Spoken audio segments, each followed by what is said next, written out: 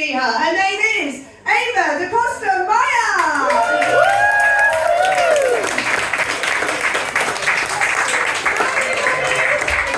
You made it. Well done, us. I'm a bit sorry. I've got a few friends in the audience today. They've heard this stuff 100 times. And the really weird thing is none of them will admit to knowing these, so I think we're cool. I am indeed Ava. I've come here from Swansea today. I know, go Swansea! It's quite a big Swansea contingent here. Which is good. They do let us out sometimes. Swansea's a bit of a rough diamond, isn't it? Yeah. You know it's a nice place because it has a library. You know it's a bit rough because the sign in the library says shut the fuck up. I have to admit I know that women don't like me, which is fair. I'm a triple threat, so I get it. You know, because I'm funny. And I have big boobs. And a blue badge. I'm a great date with the party anyway. It's wonderful. I love it so much. So I've come here today to report to you on my sex life. It's not been going that well because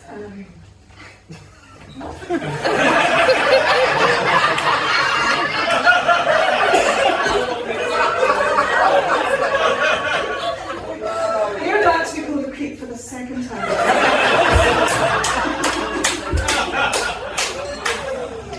You've ruined my moment, Marianne. I was working out the pathos. I was going to tell everybody that my sex life has not been going well.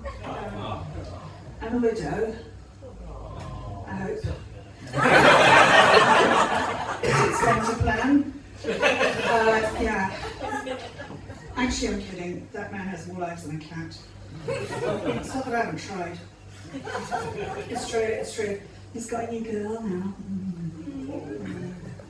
It's alright. Prettier. I'm smarter. Not bitter. Yeah, he's on a health drive. He's losing weight apparently. Got a goal weight. I'll give him a goal weight. 7 pounds including the in.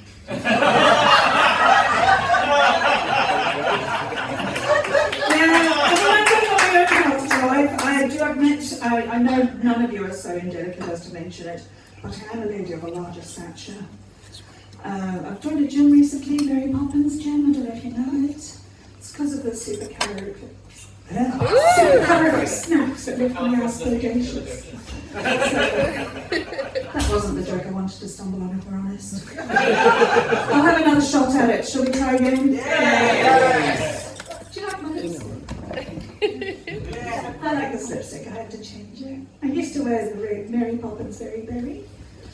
But unfortunately, because I'm single, you've got to give a lot of head when you're single, don't you? And I discovered that that super fragile coloured lipstick makes dishes look atrocious. And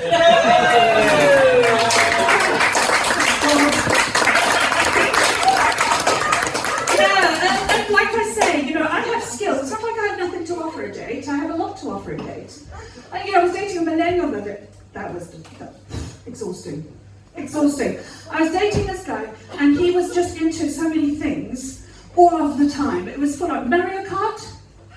Now look, I'm sorry, right? But if I'm a plumber and I'm in love with a princess that keeps getting kidnapped by a lizard, I'm unlikely to enter into racing kart fun days with the lizard.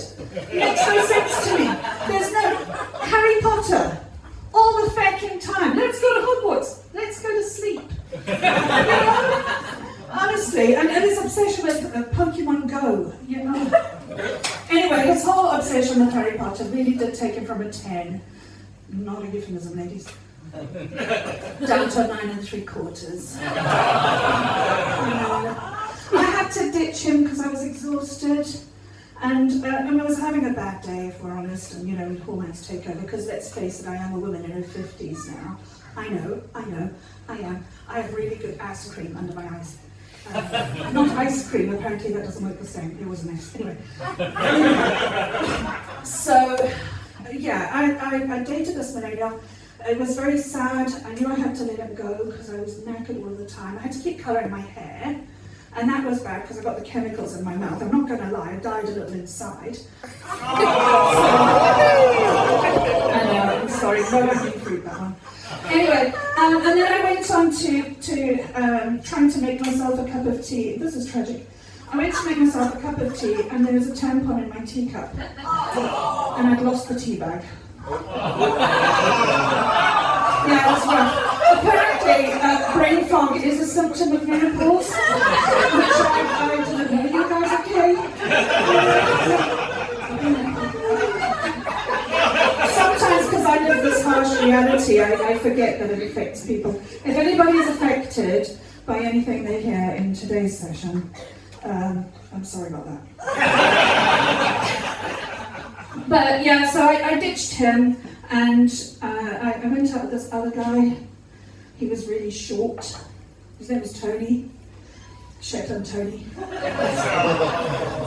We went out for a little while. We went walking on Mumbles Beach. Now look, I know I met the guy on Plenty of Fish. I don't know if any of you have ever tried to take a walk on Mumbles Beach. Anybody? Yeah. Yeah? One survivor. That is littered with fish hooks, that beach. Plenty of fish, my ass. Anyway, yeah, it turns out he was married. There was Jeremy, who turned out to be Sarah. And when I got on the date, in Bracken, because we're old, so apparently that's where you go to dates when you're old. He said, would you like to meet me for ice cream? I was like, sure, I'll meet you, Jeremy, for ice cream. Not a problem. Guess who replies? Sarah. Sarah replies. I'm like, Jeremy and Sarah? It turns out, no, Jeremy and Sarah are looking for a date. In Bracken. Like it's not Cardiff. Wild things happen in Cardiff. Wild things don't happen in Bracken. Well, maybe wild things happen. Anyway, yeah, just to let you know, I'd love to tell you a really wonderful story about that, but actually we just got drunk and chickened out. So I was here to tell the tale, which is very exciting. And I think perhaps I do need to tell you about a Welsh guy that I dated for a little while. Cymraeg guy. Cymraeg guy was very boring. And I needed somebody boring after the more exciting dates I've had, like this caravan loader guy. And Neath guy who went on a date with me in Uplands, but he didn't have any shoes on. That was strange to see. So anyway, after those very exciting dates, I thought I'd go for something boring, and I went out with Cymraeg guy, who was a perfect gentleman. He's very boring. And we actually went out for Sunday lunch, because that's how old we are. Sunday lunch date. And I'm sitting there looking at this boring man. And he's eating everything on the table. I'm like, good effort, mate. I was drinking everything on the table. Which meant, totally predictably, by 3 in the afternoon on a Sunday, I was squiffy and helpless. You know, drunk. And he said to me, Ava, I think you need a coffee. And turns out drunk me's really compliant. That's not an invitation, gentlemen.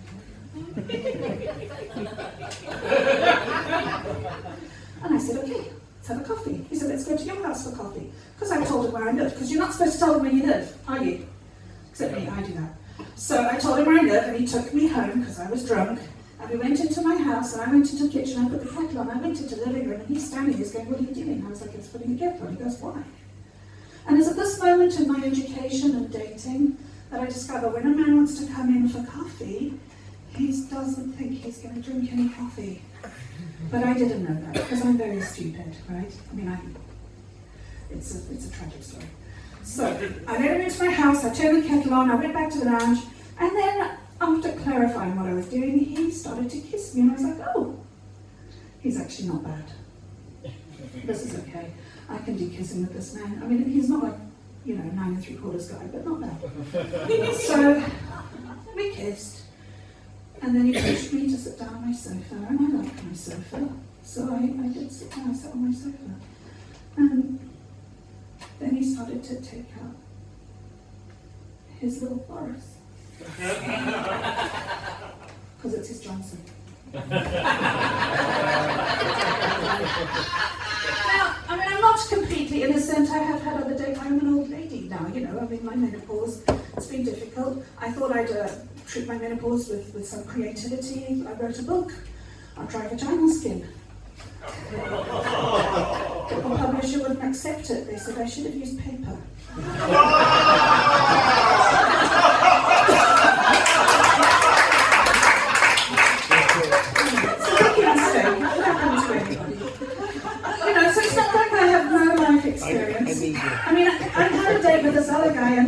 lasted literally 45 seconds in bed, which I thought was a bit of cheek because on the way on our journey into bed, you know, he just said to me, "Are you natural or shaved?" You know? And I was like, "Yeah, it's quite a personal question for someone who's not been on a lot of dates with me, and I don't really think a man should get a vote, you know, on our break here." And he said to me, "Well, I just have a preference." I said, "Listen, mate, I'm 50 years old. If you don't like it, don't eat it."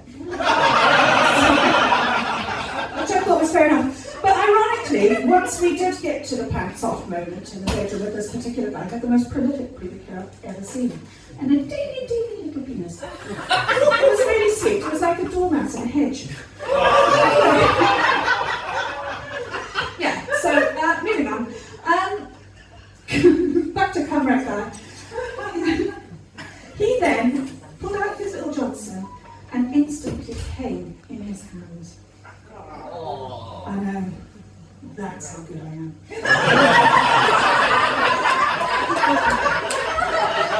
And I honestly did think at this point he would go to the bathroom and clean himself up. Did he do that? Bollocks, no he did not. He instead looked at my coffee table with the nice tissues. You know the tissues in the pretty box with the flowers on? Yeah. Grabbed a handful of them, did a slightly adequate job of wiping his hand off. Boris was put away slimy. And then he dropped his cum rack on my coffee table. And then the kettle clipped up, so that tells you how long that lasted. So I just tell you this so you guys can feel better about your sex lives, because mine's pretty dire. Thank you all, take care.